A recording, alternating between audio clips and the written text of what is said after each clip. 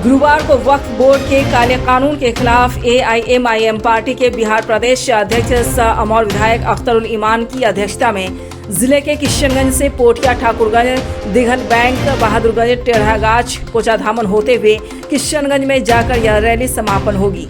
इसी मौके पर बिहार प्रदेश अध्यक्ष अख्तरुल ईमान ने पत्रकार वार्ता करते हुए कहा कि बीजेपी हुकूमत के जरिए ले गए वक्फ बोर्ड का बिल मकसद यही है कि इसके जरिए मुसलमान की तमाम जायदादों और मजहबी इबादत गाह को छीन लिया जाए। आगे उन्होंने कहा कि अगर यह बिल पास हो गया तो हम पर आफत नहीं, एक कयामत आ जाएगी और हमारी मस्जिद, खानका, मदरसा, कब्रिस्तान, ईदगाह सब के सब छीन लिए जाएंगे। इस मौके पर एआईएमआईएम नेता, मुखिया संघ प्रखंड अध्यक्ष प्रतिनिधि गुलाम हसन ने बताया कि यह रैली इसलिए निकाली गई है कि भाजपा सरकार के द्वारा देश में काले कानून लाकर हमारी संपत्ति को कब्जा करने का प्रयास कर रही है।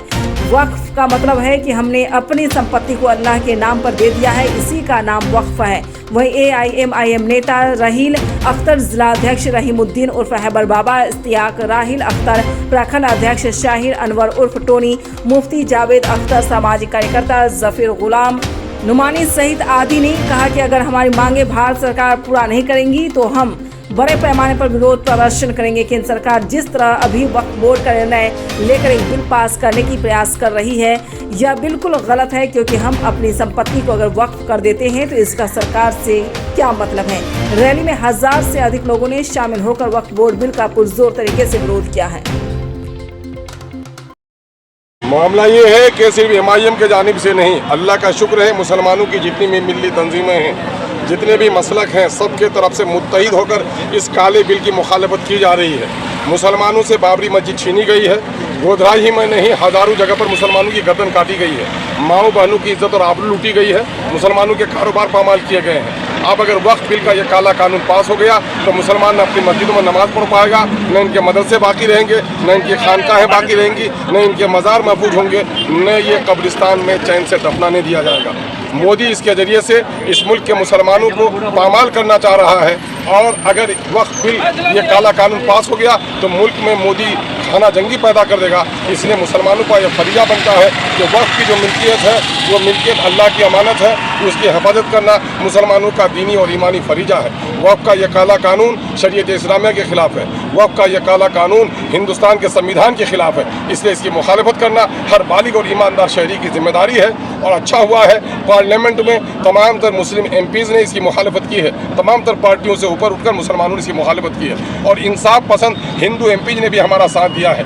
धुलमुल रवैया है यहाँ पर जदयू के लीडर ललन जी ने बड़ी चौधराहट के साथ बीजेपी से ज़्यादा इस बिल की वोटिंग और सपोर्टिंग की हिमायत की है। नीतीश कुमार के लिए इम्तिहान है कि इम्तिहान की इस घड़ी में मामला साफ करें। जेपीसी में इस वक्त लोगों से गुजारिश है कि सब लोग अपनी अर्जी पेश करें। ये हिंदी और अंग्रेजी ज़बान में ईमेल के जरिए से, QR कोड के जरिए से आज से कल तक के दरमियान में हम नौजवानों से अपील करते हैं, समाजी कारकुनों से अपील करते हैं, उलमा, आइम्मा, मसाजिद और मुतवल्ली से गुजारिश करते हैं, पंचायत नुमाइंदगान से गुजारिश करते हैं कि कोई भी बालिग शहरी जो मुसलमान है वो इस बिल की मुखालफत करने से महफूज न रह जाए, बल्कि बिल की मुखालफत करे। इस वक्त नायडू जी ने भी इसकी मुखालफत की है बाहर, इस वक्त चिराग पासवान ने भी मुखालफत की, हम शुक्रिया अदा करते हैं।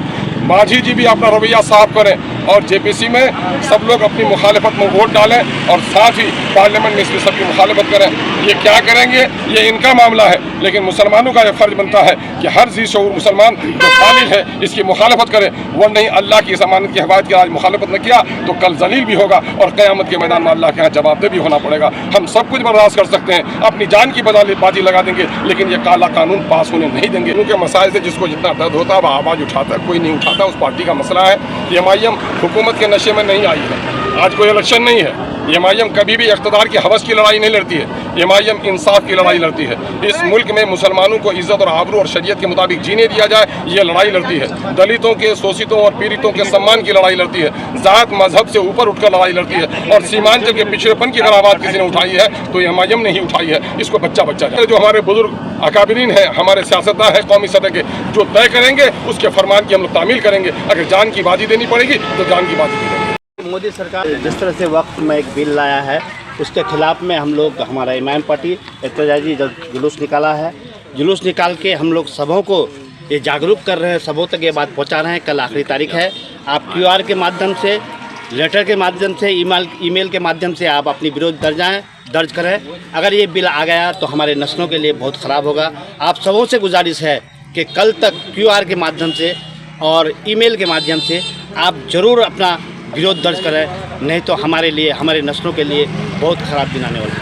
मुखिया जी, हर बार ऐसा होता है कि चुनाव से पहले ही इस तरह के मुद्दे को उठाया जाता है और इस बार भी चुनाव से पहले मुद्दा उठाया गया, कहीं ये राजनीतिक प्रोपेगेंडा तो नहीं है? देखिए ये तो आप जानते ही हैं, आप बासुर लोग हैं, ये बीजेपी वालों की चाल रहती है अपने वोटों को एक तरफ करने के लिए, मुसलमानों को तकलीफ देने के लिए। अब जिस दिन मुसलमानों को तकलीफ देते हैं तो उसको लगता है कि सारे हिंदू लोग बीजेपी को वोट देंगे। लेकिन इस बिल में हमारे साथ अदर पार्टी के हिंदू मेंबरान भी हम लोग के साथ है, हिंदू अच्छे लोग भी हमारे साथ हैं, इस बिल के खिलाफ कर रहे हैं। हम उम्मीद करते हैं आप लोग साथ दीजिए, ये बिल जरूर वापस होगा।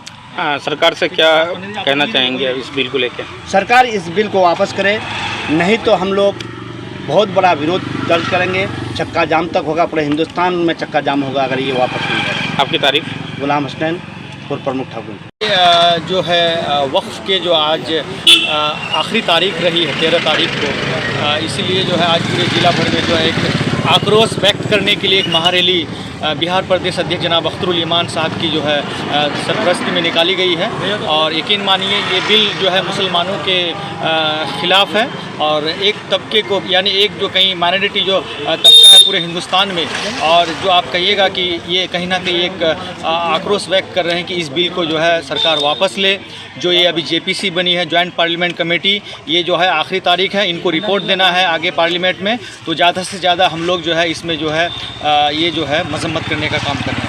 अगर ये बिल वापस नहीं होता है तो आगे का राजनीतिक क्या होगा MIM पार्टी की तरफ से? देखिए, लड़ना पड़ता है। सरकार एक्चुअली क्या है, सरकार एक पिलर है। अगर ये पिलर को अगर खड़ा करता है तो एक लोकतंत्र की पावर से खड़ा किया जाता है।